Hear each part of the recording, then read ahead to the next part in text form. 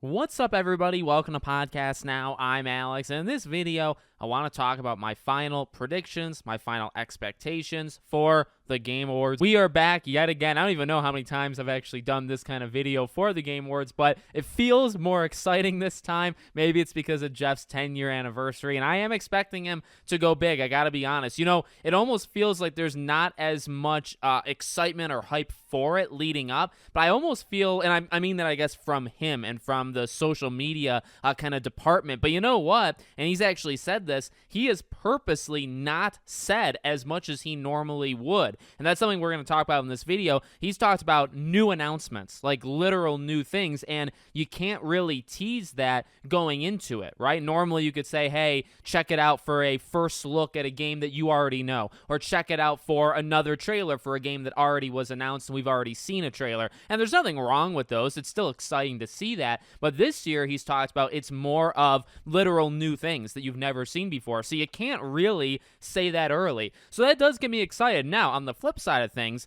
it's hard to predict what those are, right? If it's literally, whether it's a new IP or even if it's based off of a existing IP, but the game isn't announced yet, very hard to predict what that is, right? We had Jeff Grubb a little while ago predicting a Jurassic Park game, so that would be an IP, right, that does exist, and it has had games before with, like, the management sim kind of stuff, but maybe this is something different. But again, kind of hard to judge, hard to figure out what those games are going to be. But in terms of the expectation side, if we're going to do that first, I think this thing can be legendary. I really do. And Jeff normally crushes the Game Awards. I got to give it to him. We actually looked back on my third channel, Back to the Past. So I looked at all of the past Game Awards, and I looked at who won, and I also looked at what was announced. And it's very clear that around 3-4 years ago, he said, okay, it's time to turn it up. Because really, before that, it wasn't all that spectacular. There would be a few things here and there, but he really, I would say, in the last 4 years, since 2019, so I guess this would be year 5,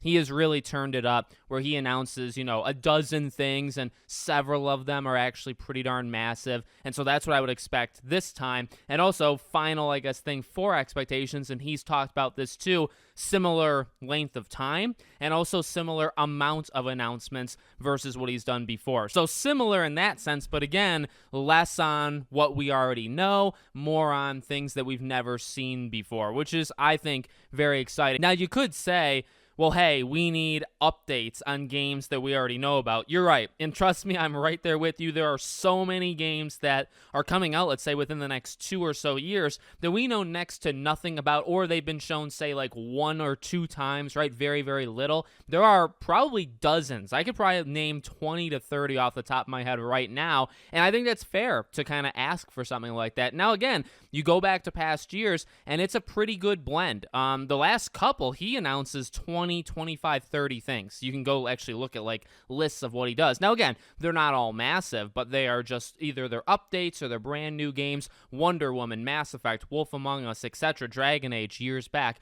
This is what he does, right? So I'm expecting a fantastic show. I am expecting some, updates on what we already know, but with a healthy amount, I guess, of also brand new announcements. Now, in terms of predictions, again, hard to predict things that, are their new IPs and, we don't know what they're going to be. I'll say this, I'll kind of try to go based off a couple different companies. So I've talked about like a split with the Sony, Nintendo, Microsoft thing. I don't think any of them would be given the show. So if you say, well, Microsoft is going to do this. All right, well, number one, I kind of doubt it. And number two, not saying it literally needs to be exactly even. So if Xbox does 5 things, Sony needs to do 5 things. No, but Jeff has talked about it many times in the past that he doesn't want to make any of these shows specific to, one of these companies. So if Xbox does do a few things, and I think Hellblade makes a ton of sense, I think that actually makes the most sense. And honestly, as we're getting closer and closer, and we're only, a day away by the time you guys watch this video,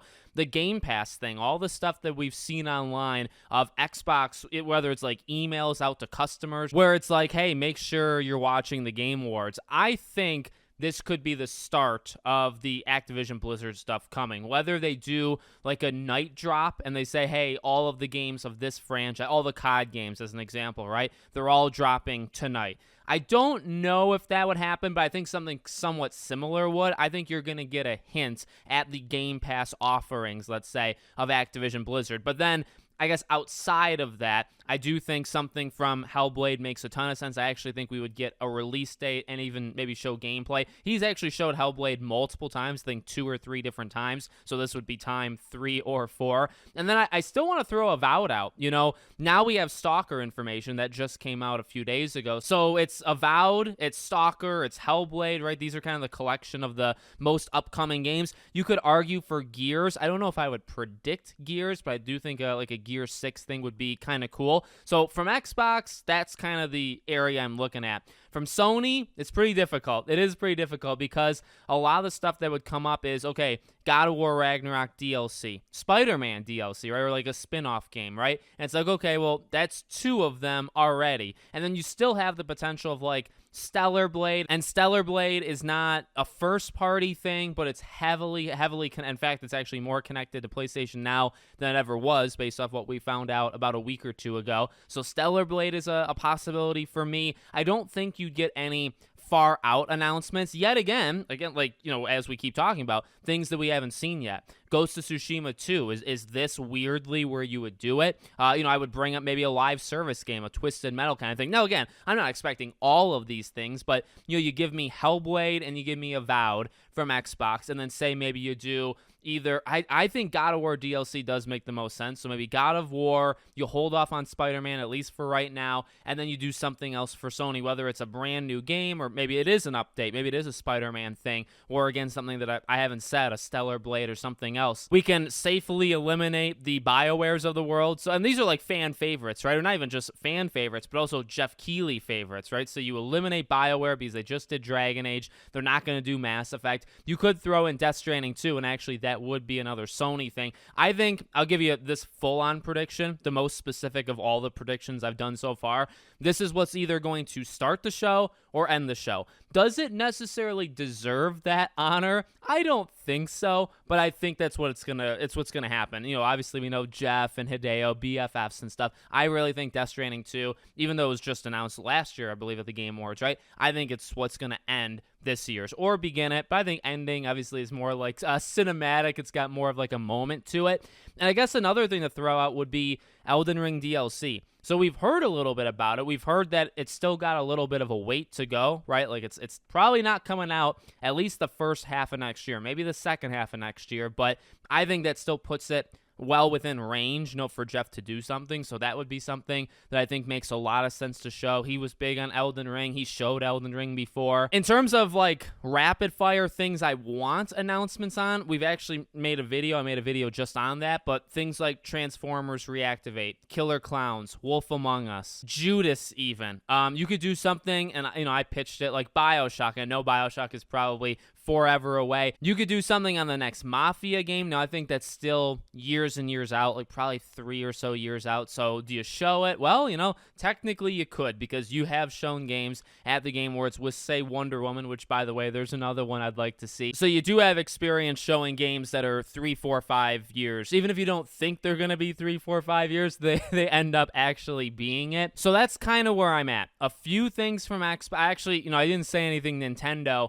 Is this where you show the next console? I would say no. I actually, I kind of build it up as like, yes, this is the moment. This is Jeff's moment. But to be honest with you, I don't think so. Like, I really think Nintendo would just drop a Nintendo Direct and crush it. And, obviously maybe not match the viewership of the Game Awards. It's a very highly watched thing, 100+ million people, right? Like, you might not be able to beat that. But I think Nintendo can kind of just do it on their own and be fine. I don't really know what Nintendo can do. Like, they do have the Princess Peach game. They got a few things like in the beginning of 2024, but all eyes are very clearly on the Switch 2 or whatever it's going to be, and I just don't know if you show it here so that almost like disqualifies, kind of unfairly kicks Nintendo out of the entire thing, because it's like, what are you going to do? But a couple of things from Xbox, couple of things from PlayStation, scattering, I would hope, updates on a couple of my own fan favorite kind of things, and then just new announcements. I know people are going to bring up like Rise of the Ronin and stuff like that. And obviously, like, there's games that I'm missing, but you're not gonna, and I guess I should say this, and I'm sorry it took me so long to say it. Look, you're not gonna get updates on everything. It's kind of why I'm just throwing a bunch of stuff against the wall. There are plenty of games, and I kind of look at that as an excitement thing, but I can see how you could be upset about it. There's going to be plenty of games as we leave the Game Awards that we still don't have updates on. And like Wonder Woman, I think, is a good example. It makes sense, kinda, but because of Suicide Squad, they probably won't do it. It's been long enough where we should get an update, but we probably won't. So I will understand, the frustration from different fan groups, as we go along. Kingdom Hearts, trust me, I'm part of the Kingdom Hearts fandom, so I know what disappointment's like. I know what waiting 50 years is like.